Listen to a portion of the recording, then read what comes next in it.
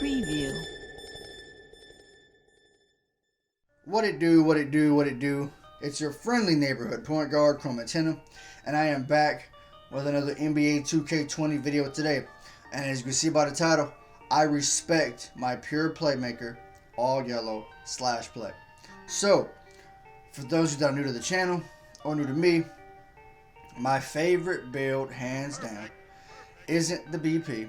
It's not the two-way / play that everybody loves. It's the all yellow / and playmaker. I adore this build because it's the most balanced, most well-rounded build in the game. If you're not a legend, the way I made mine, you'll get 11 finishing badges, 14 shooting badges, 25 playmaking badges, and 10 defensive badges. And I made this build in sort of response to my original play shot, which is my very first build, my O threat, my green yellow O threat. They didn't have any defense and couldn't finish at the rim overly efficiently. So with this build, I've done it all.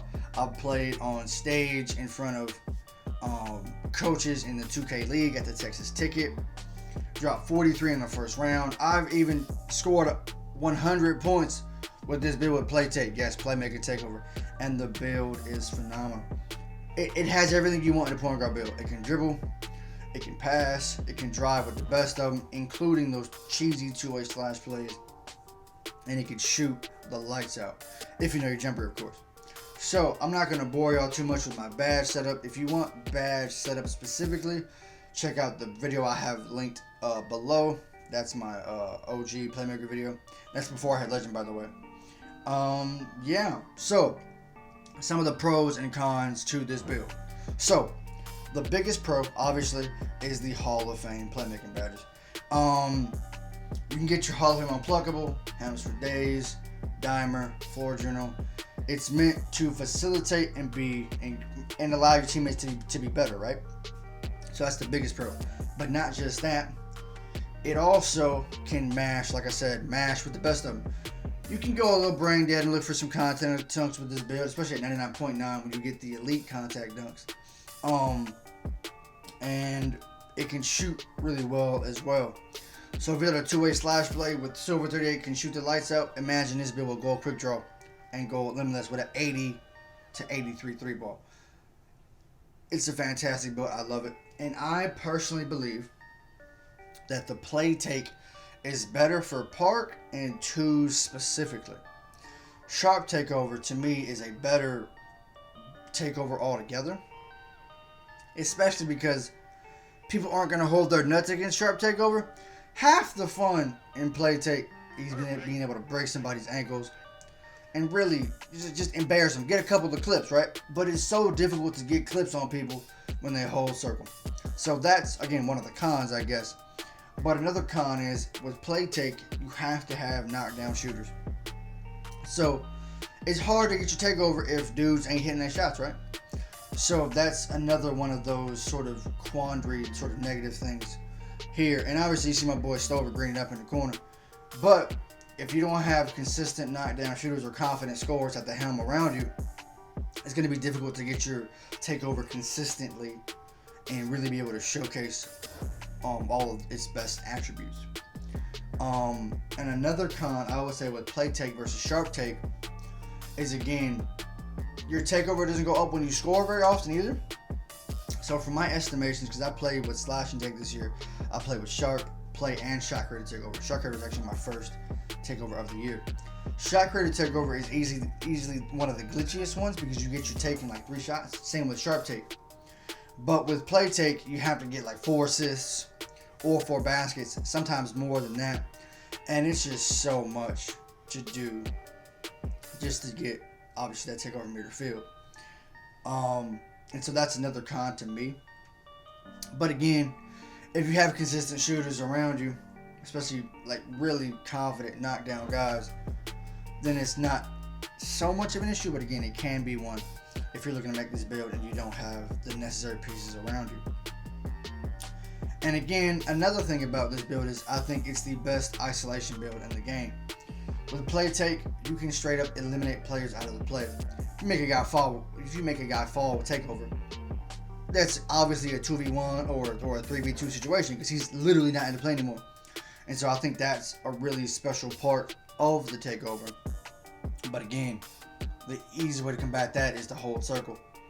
And if y'all didn't know, this holding up on the right stick on defense actually, to some degree, mitigates your ankles being taken as well. Again, it's goofy, the things that 2K has to sort of eliminate ankle burgers like that, but they don't have things to eliminate glitchy shit like the hop step or just slash or takeover in general. But you know, it is what it is. So those are some of the pros and cons of play take. And once we get to the sharp part of the video, I will explain why I believe my respec build is actually better than my OG 6'5", 210 slashing playmaker. So you see that little dot to the corner, my boy Stoker is green with that John. We smacked them boys 22-16, snatched ankles, you know what it is. Anyways, we're back to the main menu and I go to my newest slashing playmaker with sharpshooting takeover. So it's the same height as my OG, it's 6'5". I actually made him a little lighter this time. So for those of you that don't know, I made my slash and play after James Harden. So I made him 210, so the heaviest weight you can go, and 78.9 wingspan. But with this build, with sharp take, again you have to lower the mid range. The mid range has to be a 76, since I have the +5 is an 81, and you have to have like I believe an 82, 83, 84 pass accuracy to enable sharp take. But at 6'5", you have to go minimum wingspan. And again, the difference between this build is I get 1 more finishing, 2 less playmaking, and 1 less defensive. But again, you don't see, me personally, I don't see any difference between the 33 playmaking versus 35, because again, those 2 playmaking badges typically go towards Ankle Breaker Hall of Fame. I never ran it when I didn't have the legend badges, and I don't run it now because Ankle Breaker simply doesn't work unless you have play take. So, and the 1 less defensive badge is pretty much inconsequential.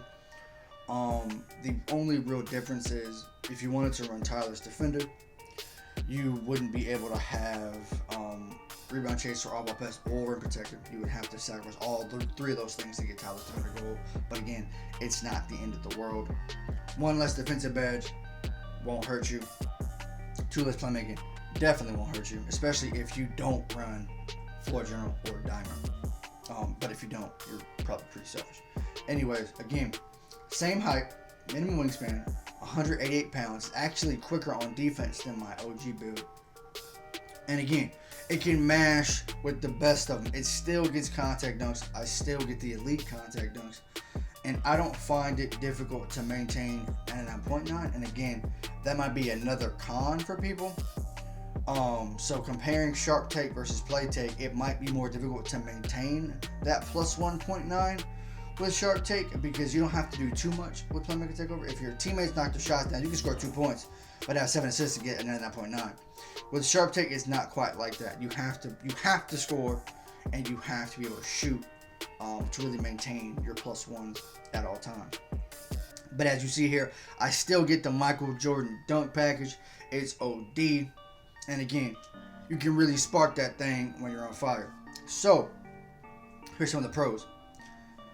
Like I said before, I'm not the biggest fan of screens. I don't really care for them. I've gotten better at using them, but I don't like them.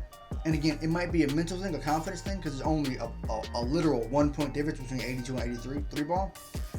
But that sharp takeover, to me, it just enables me to want to shoot more.